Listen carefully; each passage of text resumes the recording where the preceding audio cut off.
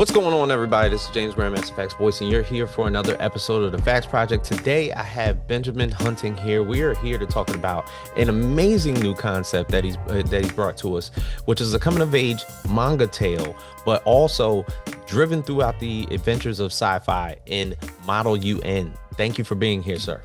Thank you for having me. I really appreciate you taking the time to do it. Not a problem, man. I appreciate it as well. So, I always like brand new concepts, but also something very familiar is we talked about a little bit earlier that you decided to go with kind of like a coming of age teen type of manga.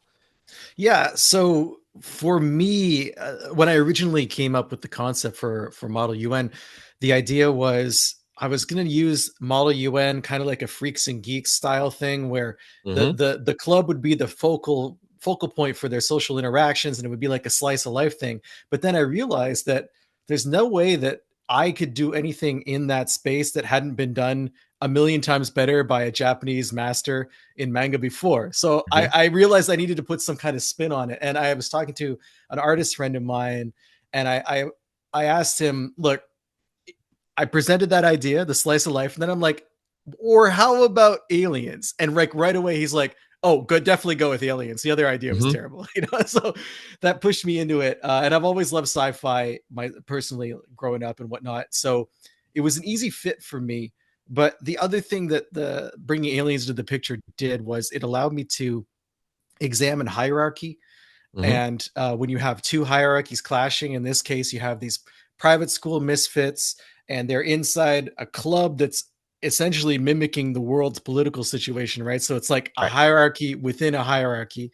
And you got people there who are really keen on it. There are people there who just need the extra credit. There are people there who are just drifting through life. So you got all these different people, and you put them in a box and you shake it up. And that's interesting. But Hmm. then if you take that box and you put it up against these aliens who show up with their own rank structure and social order, and a leader who's a bit of a doofus and refuses to admit that he's wrong, because the whole crux of the story is the aliens think the Model UN Club is the actual United Nations, no matter what the kids tell them. Hmm. So you have that pressure of these two hierarchies rubbing up against each other, and I think you get a lot of comedy out of that. You can Oh have yeah. fun, weird stuff, and it's. I went to a private school in high school because I got kicked out of public school. I didn't have many options, and it was not a good time for me. But I'm using this book to like extract some of the better, funnier elements and make something good out of that. Got you. Now, for a lot of people that are not too familiar with a Model UN structure like that Hmm. club, if you could explain it, I know exactly what it is, but a lot of people necessarily would not know what that is. So I never got to do this when I was in high school, and I was I was always going to jealous of ask that people who too. did. Yeah. No, I always looked at other people doing it, and I was like, oh, why not me? And it was always the kind of thing where when you saw it portrayed in media, like television or movies, it would end up like the club would take a trip to New York City to visit the United Nations headquarters, and it always seemed super cool. So I was jealous of that as a teenager. But the idea is you put a bunch of kids in a room and you let them represent various countries, and then you structure it as though they're at the United Nations, and it's kind of like cosplay where you're cosplaying a country, and you Hmm. get to walk through the motions of what it's like to make policy and deal with conflict on a global scale. And it's like, you have a secretary general, and then you have all the representatives for various countries.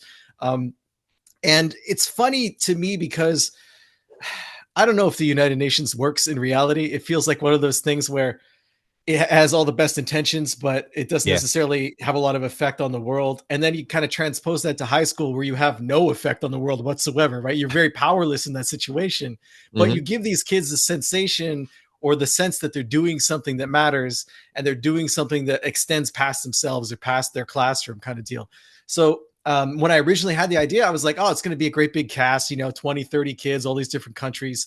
And then I think the artist I'm working with, I.e. Santiana Hernandez, I think he thanked me for scaling it down when I realized that maybe I don't have enough pages to do Oh man. to get everyone, acquainted with that many characters. So I dropped it down to maybe 6 or 7 main characters.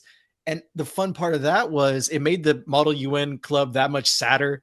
Like it's these kids are it's not really a cool thing to be doing on campus. Right. The guy who's in charge, he thinks it's really cool, but everyone else is like varying degrees of involvement. So it becomes kind of like band camp for like politically oriented kids, or kids like in one case I have a bully who's there because she broke her arm and she can't play soccer, so like she gets thrown into this mix with these kids and has to deal with people she's not normally interacting with socially.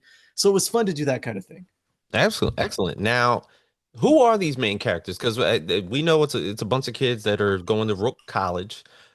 Even though it's called a college, it's still like a high school It's setting. a high school. Yeah, It's a high school. it's like a lot of these private schools like to call Oh themselves yeah, something they're not necessarily. College Preparatory. Exactly. You got to put on an air to like attract those students. But so I have the kid is in charge, Khalid. He's like super into it. He wants to be secretary general. He gets to be secretary general because no one else wants to do it, but he doesn't really know that. So he's all about structure and rules and making sure everything's done by the book. But my main character, Velma, she's all the characters are 17, 18 years old. They're on the verge of graduating, and she doesn't really know what her future holds. And she's a scholarship student. She comes from more modest means than a lot of the other kids, kind of a farming background. And she's just trying to keep her head down and get to summer. But even when that happens, she's doesn't know if she's going to go back to the farm, if she's going to go to university, hasn't really been decided. Mhm. I have her best friend Ming Tai, who's like pretty much gets along with everybody, and her future is not something she really worries about too much. I have the bully Nina Vaughn that I mentioned earlier. She's like a mean girl, pretty much. And she has a couple of minions who are with her at all times, younger girls who like carry her books and bags and do all her dirty work and whatnot. And I have a student, Mauricio, who's Melma's crush, and he's just an all-around nice guy, smart guy. And his best friend Tillman, who's kind of like the self-insert. He's like me. He's a nerdy guy. He has a crush on Velma, but he'll never act on it, kind of deal. And he's really into computers and whatever. But it's like the mid-90s, so being really into computers is like self-isolating. So those are the main characters, and I got a couple of other kids in the background. But those are the ones that I'm focused on mostly in the book. So ultimately, an invasion happens on per se, to where they're forced to interact with these aliens, and Yeah, these aliens are mistakenly thinking that they are talking to the United Nations, which they are. ex- exactly. So it's almost like, okay, the themes of the comic itself, beyond the comedy, because of this mishappen mistake that pretty much is out there. Um, they're almost taking on the setting now when do they come to the acceptance of like, okay, we have to like play along with this? I think that a big part of the acceptance for the characters was when they stepped outside and saw this gigantic mothership hovering. It's a Gotcha. real expression of power on the part of the aliens, even if they don't intend it to be. It comes across that way, right? Hmm. And these kids have no frame of reference for this kind of thing, but no one really does, right? I mean, an adult wouldn't necessarily deal with the situation any better. And I think maybe it's best that it was a bunch of high school kids because they don't really have any preconceptions or political agendas or whatever. They're just thinking survival. They're even Yep. if the aliens don't seem threatening, just seeing that ship is in itself threatening. So they take it as very real right away. They're going to try to pass the buck and be like, hey, there's actually a United Nations you should contact. Yeah. But the aliens themselves, they're just so, the leader is just so pig-headed. No matter what its own crew tells it is actually happening, it's not going to listen. It's not going to waver. It's focused. And Right. that really puts the kids in a corner where they have to either grow up really quickly or come up with some kind of solution that's going to get people involved who can help them out. Yeah, and almost in a sense, from what I'm gathering, um, because they have to kind of like play this role against this one particular alien, they almost the roles in which they're playing, Khalid being like the leader, Nina being like the bully and everything like that. They have to counteract these particular personalities, all the while teaming up against this alien group. Now, essentially, the end goal for the aliens is what? So the aliens are, without giving too much away, Hmm. they're representing a larger galactic society, and they've decided it's time for Earth to know that it exists and to join it. So that's why they're there. But if the aliens decide that maybe Earth isn't up for that or for the task, who knows what could happen, right? Ah, So there's a lot on these kids' shoulders. It's not like a guaranteed entrance to this galactic society. So they have to get through this whole process that's being presented to them. I didn't want to make it too, go too in depth on what that's like because really the for me, what's interesting is the characters and how they deal with the situation on both sides, the aliens and the humans, and how Yeah. they grow from it. I always find that's the most interesting thing when I read a story is like how the events of a story are affecting the people who are involved. And in a story like this, where never done a manga before, I didn't want things to get out of hand. I gave myself 100, 120 pages to get it done. So this is the Right. first half of the story that's going up on Kickstarter. And when you have a story that's short like that, I feel like when you're developing character, you really have to do it through the plot, through the actions that are appearing on the page. You can't really do too many digressions, flashbacks, that kind of thing, or asides where you're pulling the reader away from the plot line moving forward. You have to develop the characters as the action is happening. So that's been a nice challenge for me too. Although I did cheat a little bit.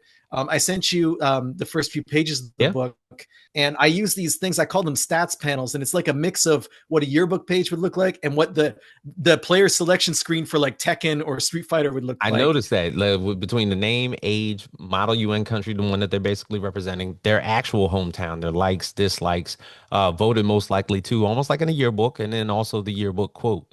Uh, it's funny because although this is a coming of age book, you actually have a chance to actually like fill in the bylines of this entire book with comedy. Yeah. How do you construct that? I mean, that's the great question, right? With comedy, it's like it Mhm. says it's a surprise that makes you laugh. Yeah. So I tried to on the alien side, I tried to play up the ridiculousness of the situation, like the buffoonery, where you have members of this alien crew that realize that the emperor has no clothes, and they're just dealing with the situation in a way that lets them keep their jobs. And on the human side, one of the fun things about a story like this is it lets you take characters and present them at the beginning of a story in one way as they present themselves to the world. Mhm. But then when you have a traumatic or an intense event happen, people reveal themselves for who they truly are. Yeah. And when that comes out and you see who the real leaders are, who the followers are, there's comedy from that. You know, how people react. Some people are going to totally lose their mind because aliens are here. Other people are going to act as if everything's normal, which is funny in itself because they're going to try to apply their day to day to this alien situation, which is absurd.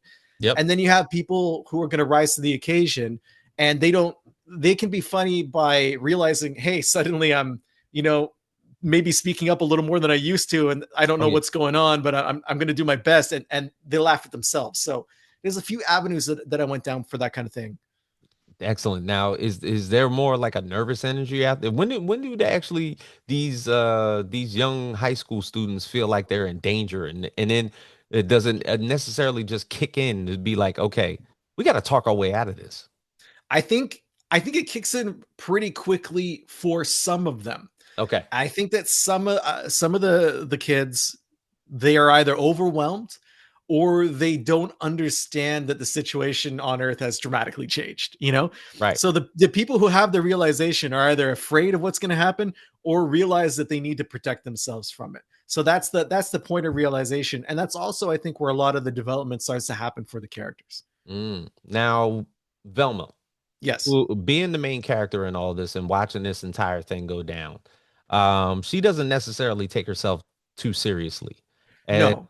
in the beginning, from exactly what I was able to summarize. But the thing is, she tends to, I guess, in the middle of the book, tend to outshine everybody. Well, I don't want to give too much away, but Okay. her role does change throughout the book. She goes for I think from maybe drifting through life Hmm. to having realizations about herself that allow her to better situate herself in the world. And it's kind of fun. I mean, at least for me, to have a story where there's this crazy world-changing event that's happening, but what's really interesting is like how a handful of people are using that for personal growth. You know, Mm, so it's kind of selfish on my part because I want to see what those characters are gonna, how they're gonna come through the situation and what they're gonna be like at the end. Whereas the world in general is like, I hope we don't get vaporized. You know, like, right. Now, does the lead alien have a name? not as yet. It's more like titles. Okay. It's more like a title and a hierarchy situation kind of deal. And what are these titles? They're like, you see things like supreme emissary, first emissary, assistant to the first emissary, that kind of, they really revolves around like the diplomatic aspect of it. And one of the fun things for writing this first emissary character was I got a chance to make them a real nepo baby, where it becomes clear throughout the story that not only are they inept, but they're only in the position they're in because of various connections they have in their life. And that's frustrating for the crew because that's a situation you can't do anything about, right? It's not a meritocracy. You're going to Right. have to deal with what's been dumped onto your lap as best you can. If you're a professional and your boss isn't professional, what do you do? You know? Yeah. Now, and it's safe to say that regardless of him trying to speak to these young children almost like they're the UN and them not taking them seriously, even his own crew is not taking them seriously. That's right. Yeah. So this emissary is in a bad position, but is arrogant enough to not understand that. You know, kind of Mhm. floating through life on a reality distortion field, I would I say. yeah, I feel as though there's going to be like a lesson here, not I on wish. I not only for the kids, but for the first emissary himself. I feel like this is a lesson as a society we all could have really used a while ago, and we did neglected to buy into that lesson, and we're in a situation now where things are Right. not great as a result. Now, would you say does the tone switch? Because we talked a lot about like how comedy is kind of like driven to this, and then of course like the coming of age tale. Does the tone switch to obviously maybe like another whole version of this? Does it get more dramatic? Does it get do the aliens even showcase their will to be like, hey, look, this could get as serious as we can? So there's no doubt about what they're capable of, Hmm. and that becomes clear to the degree where you know that the kids are going to have to take them seriously. But in terms of tone, I was really inspired by a lot of late 90s, early 2000s teen movies, like things like Bring It On and Can't Hardly Wait, where Okay. you had these disparate personalities that were thrown together, whether it was on a cheerleading squad or whether it's like a party at the last night of high school kind of deal. And it's one of those rare situations where you have people from all areas of a high school coming together at once. And I think that you can balance drama and comedy within that. The interpersonal relationships that fuel the drama, and of course the exterior threat of the aliens, but also like the comedy that just comes from the situation. So it's I wanted to have as many jokes as I could, but at the same time, it's not like the humor undercuts the seriousness of the situation. Like Right. the kids are using humor in a lot of ways to just deal with the fact that they're in an unprecedented situation themselves. Mm. Now, because this is driven in like almost like a manga style, and manga styles, the stories tend to be a little bit more overarching. Would you necessarily say that your goal is to basically make this into like a good set of volumes, a continuing series, or better No, yet, is it more like a limited? it really is a limited. It really is something I wanted to do in like max 120 pages Mhm. because whenever I do something, this is only my third comic book, and it's, as I mentioned, my first manga. Mhm. And whenever I'm working on something for the first time, I try not to bite off more than I can chew. And the other thing that's interesting about doing this kind of campaign is I don't know how many of my past supporters are going to be interested in this type of book because in the past, I had a book called Code 45, another book called Dead Air, and Code 45 came out in 2020. We ran it through Kickstarter and was also published by Scout Comics and Simon and Schuster, and that was like a full color Western style, 128 page graphic novel. And we had a lot of great support from that, and that spilled over to our next book, which was similar in style, but this is very different. Oh yeah. And yeah, I can't count on necessarily people who like a Western colorized type of art to be fully into the manga presentation.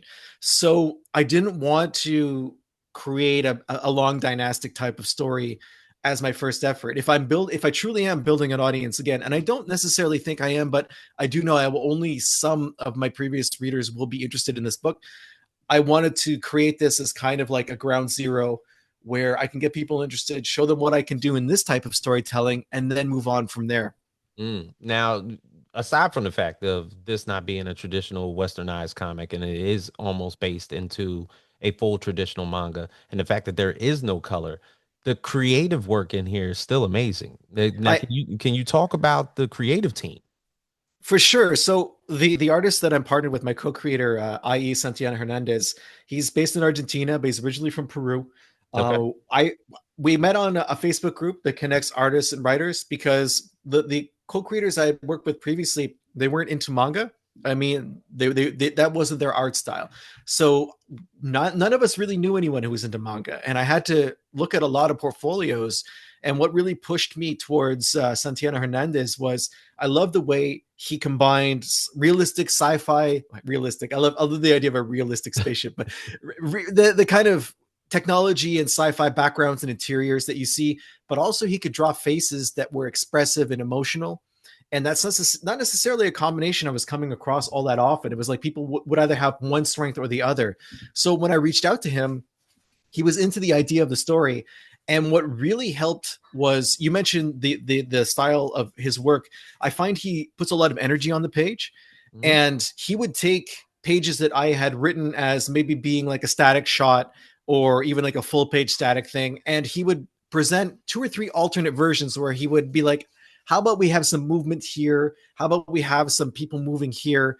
And it was just a really great way to make pages come alive that I had not considered. Oh yeah. And one of my favorite things about making comics is how collaborative it is and how you essentially take multiple brains and you mush them together. And if you're lucky, you get the best parts of all of those brains out on the page. You know, I'm able to conceive of a story and a narrative, but to have an artist like him come in and just flesh it out in directions that I would not have considered, it makes it so much better. And that's fantastic. Mhm. I also worked with letterer Lyndon Ranchega, who's a comic book artist up here in Canada, Yeah.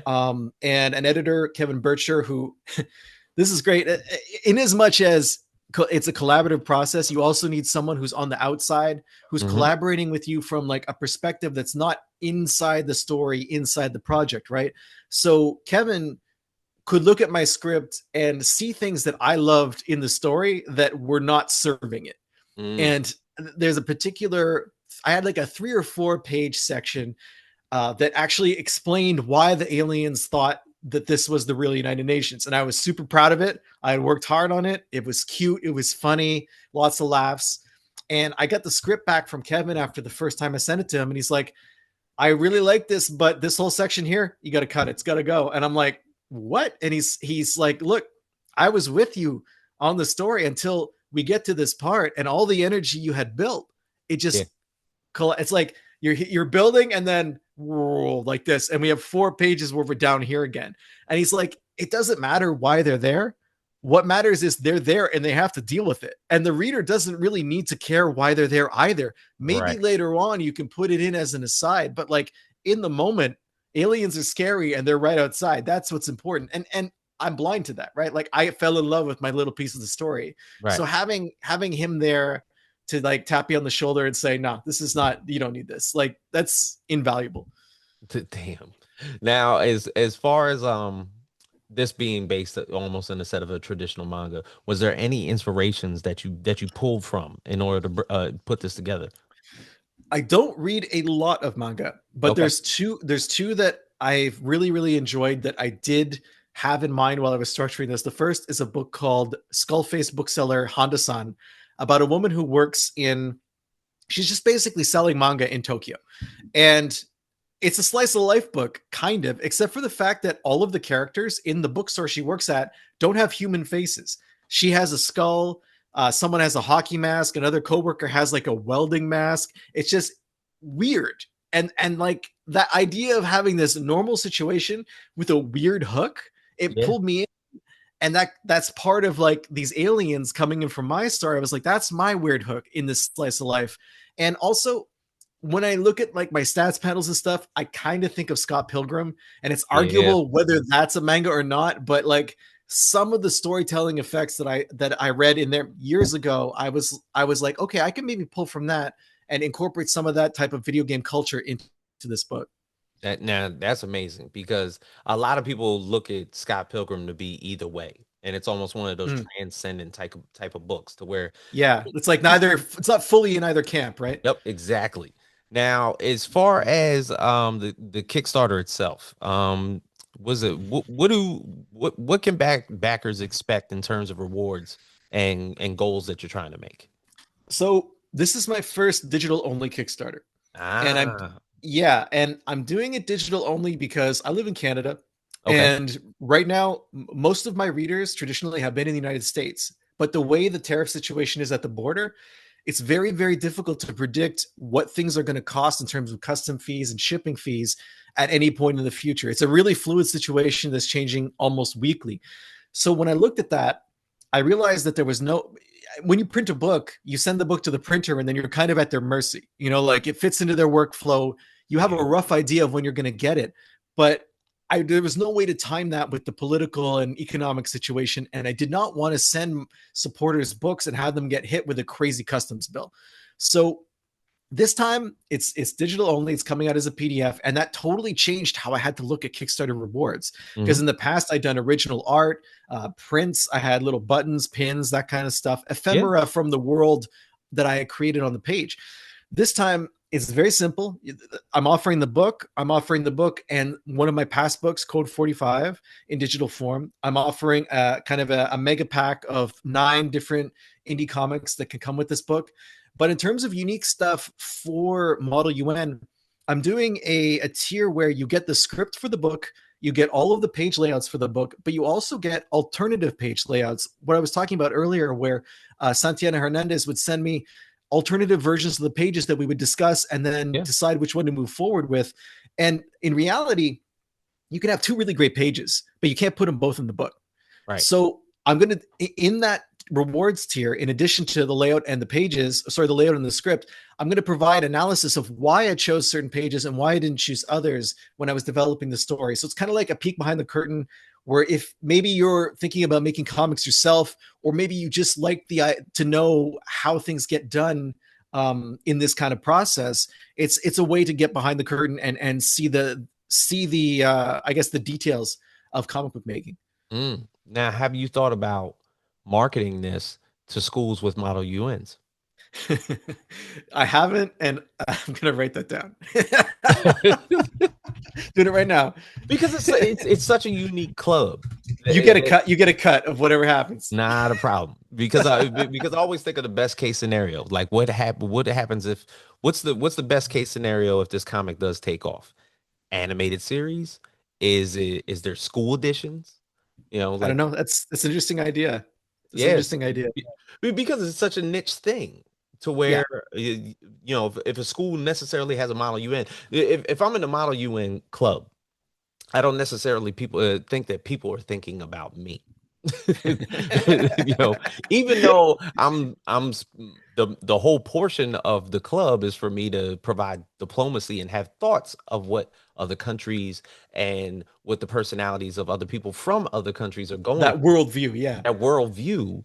It was like, wait, they made like a book about like what we do. It's fun. It's like that makes me think of, I don't know if you ever saw what's the there's a movie that came out about 10 years ago about roller derby, and I believe I remember that. Yeah, I can't remember the name of it right now, but you're making me think of the same thing, like this ultra niche thing where people were like, why are you making a movie about roller derby? Well, really, you're making a movie about people, right? And roller derby is the exactly. setting. But it's, yeah, does have that similar kind of, I think that's important when you're creating art, is to like find a niche that's interesting and hasn't really been, no one's really dug into it too deep, Hmm. because then you get to blaze a trail, um, and you get to try things that no one else has tried, but you're also not being compared against anything else, which I Yeah, think is helpful when you're creating a comic book. yeah. And the thing is, like in terms of Model UN, their whole pivotal point is to provide diplomacy and peace throughout the world by conversing with one another, having debates, healthy debates of their subject matters. And the thing is, you know, with this type of book, they're actually doing that, but in a universal view. That's right. They have the toolkit, right, to like Yeah, solve this this is what problem. we do. Yeah. Yeah, and that's a fun thing that I tried to keep in mind when I was doing the characterization, because there's always the temptation to just let personalities take over, right? And have everyone react how they would react, but they need to react within the structure of the club that they're in.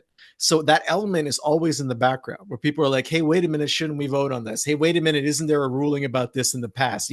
That kind of thing. There's going to be people who are going to be bringing that up. So you got to keep that. If you do have a premise in your book, you have to maintain it throughout the book. You can't People need to know what the rules are for whatever it is the story you're telling, and then you need to stick to those. Yep. 2 words, Benjamin. School outreach. For sure. And then Well, after that, alien outreach, right? Like that's the next step of after that. course. I mean, Yeah, why not? If we're going to start communicating with the people down here, we might as well start communicating with the people up there. exactly. No limits. Absolutely. Benjamin, I appreciate you having this conversation with me, talking about this book. This sounds amazing. As a matter of fact, the format, of course, as it is not new, the fact that you're going digital only, it does make sense. And the thing is, a lot of people nowadays, whether it's like Global Comics or a lot of other like tools that people have out there, they're reading a lot more comics digitally than I think than, I than think you're right. before. I think you're right. And shipping costs as well have really gone up around the world. And the ability, I mean, comics are a unique art form for digital because sometimes I'm looking at I read a lot of paper comics as well, but sometimes I catch myself trying to zoom in on the art where I put my thumb on my Uh, finger and I'm like, and I nope. can't do that. But if you're reading it on a tablet or you're reading it on a screen, Yeah. comics are unique in that you can zoom in on a panel and you can really luxuriate in what an artist has created. And that's not something you can do on television or movies or in a novel. It's unique to this art form. That's for And sure. I think it's a cool part of like digital distribution for comics. And see, that's the reason why I have these things. Exactly. Yeah, Get even as close to the action as you can. exactly. Sir, it's been a pleasure. I It appreciate has. yeah, I appreciate you talking with me now. Now it's right now the pre-launch is up. So when That's right. exactly do you launch? So the book launches October 7th at 8 a.m. So exactly a week from when we're talking right now. And it's at modeluncomic.com. It's the easiest way to get there. That'll take you right to the Kickstarter page. Excellent. Excellent. So, of course, sir, Benjamin Hunting, thank you for being here. Model UN, as he said, October 7th, live on Kickstarter. You can go to modelun.com, or you can, if you have your comics feed on Kickstarter, you should be able to find it as well. So, but thank you again for being here. This has been great. This is a good talk. School outreach. it's it's in here now. I got it. Good. I literally did write it down. Let's keep it there. And for everybody here at the Faqs Project, we will see you guys next time. We are out.